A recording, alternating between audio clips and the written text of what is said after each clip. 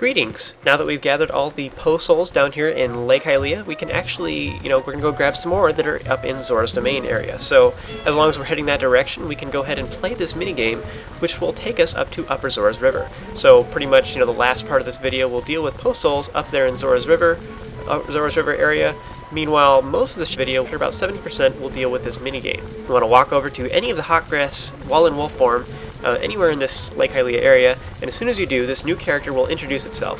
When I first saw it, I thought it was the same bird Trill that sells you lantern oil back in Fair and Woods, because when you see that character, then they make the same sound. Wee wee!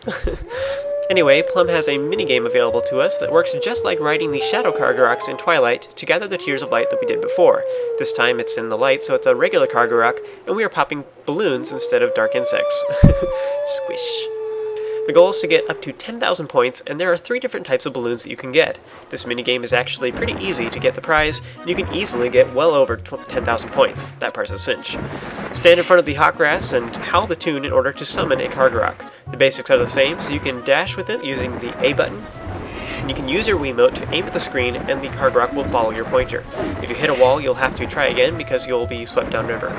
If you manage to successfully get through the minigame, you will end up in Upper Zora's River, and you may even get a prize from Plumm, who will reward you. There are 3 different colors of balloons, which are each designed like fruit. Watermelons, which are the biggest, will give you 1 point, oranges, which are medium-sized, will give you 3 points, and strawberries, which are the smallest, will give you 10 points. The trick of the game is to realize that there are multipliers that will double your points every time you get another of the same type of fruit, but only up to a multiplier of 10 fruit of that type. After that, you simply get the max amount of points per type of the fruit that you're collecting. So if you look at the bottom right of the screen, for example, I currently have a combo of 3 oranges. The first one gave me 3 points, then the next one gave me 6 points, and then 12 points, and this one's going to give me 24 points. So my multiplier doubles every time that I get one, but only up to 10. Getting a little of everything and trying to get all the balloons possible will actually make you lose, because the multiplier will stay too low to be of anything of value, and the individual points for each balloon will never get you very high. The trick to winning is to only get one type and avoid the other ones like death. If you only get watermelons, you still won't make enough because the original multiplier, and the max multiplier for the watermelons are still too low, and they will end up getting you far below the 10,000 mark. So basically, watermelons are just giant obstacles, and they annoy the crap out of you. That leaves only oranges and strawberries as options. The max amount of points you can get for each orange is 1,536, so as you can imagine, it doesn't take very many of those to get up to 10,000 points. They will bring you up to 10,000 at an easy 15 combo, so you don't even have to get them all to get, if you're just trying to get the prize. You can get 15 or so, and then you can just skip through the rest. So if there's any that look tricky, you can actually just totally skip over them, and just skip ahead towards the prize at the end. After that, it's just for fun, trying to beat your high score. There are 24 oranges in total, which leads up to a just under 25,000 points. As I said, oranges are by far the easiest, and they're also the least risky.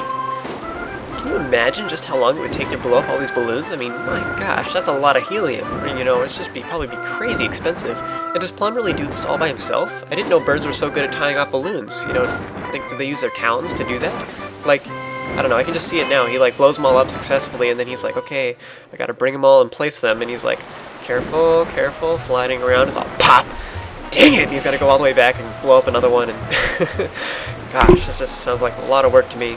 Anyway, once you successfully get through this minigame, and that time I only missed 1 orange, for example, and I actually got a strawberry at the end, because it's like I might as well. It was right in my path, and I couldn't get any more oranges.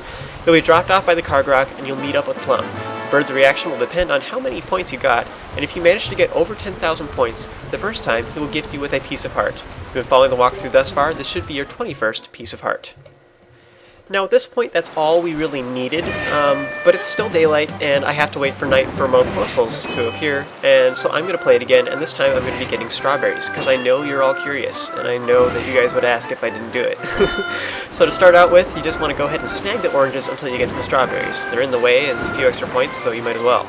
After you grab the first strawberry, you want to be sure to grab only strawberries off afterwards, obviously. I suppose right there I could have technically gotten that watermelon too on my way to get to the strawberry, but it doesn't really matter. So anyways, as you can imagine, the strawberries, it's not only that they're smaller, but that they're awkwardly placed. They're placed in all these little areas where you have to squeeze in, and you can almost hit the walls. That's what makes it difficult. And this one up ahead is really close to a watermelon, so it makes it a pain because you have to swerve away and then quickly swerve back to get the next strawberry. So It's not so much that they're little, but so much as they're in really hard to reach places. Up ahead is a really good example. These three off to the side are really precarious, and you may die because you'll bonk into the wall here. One thing I don't like about the cargo rocks, maybe it's just because it's the Wii version or something, but occasionally it like flaps up really quickly and it like makes you rise up into the air abruptly. So if I do that, it happens all the time. I'm like gliding and all of a sudden it'll flap and it like makes me hit into the ceiling right there and then I die. And it's like, Anyways, another trick for you too is that you can like go really close to the water and Link, as long as Link's feet or whatever are touching the water, you'll be fine. So you can actually go down, to be safe and avoid all the obstacles that way. There's a ton of strawberries right there. Those ones are really easy to get, and you can just snag those real quick. Even if you skip a lot of the other ones, you'll still get tons of points if you get those ones. That one right there was really precarious. Anyways, if you're only trying to get the piece of heart, I recommend just skipping over those crazy three because their multiplier for the strawberries is just so much higher. It only takes 10 strawberries to get over 10,000 points. There are 20 strawberries total, which leads up to over 61,000. I actually missed 2 strawberries that time, and so I didn't quite get to a pretty high amount, but I was still way up there. The max score possible for getting this minigame is to get those first 3 oranges, followed by 2 watermelons, followed by getting all 20 strawberries, giving you a total of 61,454 points. Wow. After you've beaten it again with a crazy amount of points and you've already won the piece of heart, he'll gift you with an orange rupee instead, which is worth 100. And he also is all like, dude, what are you doing? Now I'm just going to go out on a limb here and say that I presume that Plumm's name is a pun because a plum is a fruit, and we're gathering fruit for his minigame. I don't know, maybe he just really likes fruit. Maybe fruit love and runs in the family and his parents named him that because they love fruit. Maybe his name isn't really Plumm at all, but he just calls himself that because of his love for fruit. Anyway, next you want to go across the river and go up to this ledge where there's the Howling Stone. I already got this hidden skill for this particular Howling Stone, but if you have not, that would be a great time to check that out. Next, you want to work your way to the far southern corner of this map area, being really careful not to get dragged off by the flow of the river. It can take you either direction, so just be really careful not to get pulled downriver. And at night, there's a Poe that appears out here in this far corner, so I'm just going to wait here until night all day. So that's as lame as that is. But for the sake of the video, I'm just going to skip over it until night. So now after all that sitting around, we're going to kill the Poe, and this ledge is kind of lame. It's all at an angle and everything. But it will start appearing. You want to make it regret saying hello and rip its soul right out of its body to get the 11th one total. With that, we're actually going to go up to Zora's domain, so just use your warp portal by talking to Midna and warp up to Zora's domain. You can also walk there and everything by just going, you can swim back across the river and everything, but I think it's faster actually to go this way. You want to portal all the way over here and then go into the lower portion of Zora's domain. There are 2 Poe Souls that are out here. The first one is off to the right, which is in the Wii version. It'll probably be off to the left in the GameCube version. But you'll see that over there on the west corner, there is a Poe Soul, which you saw there as I was falling.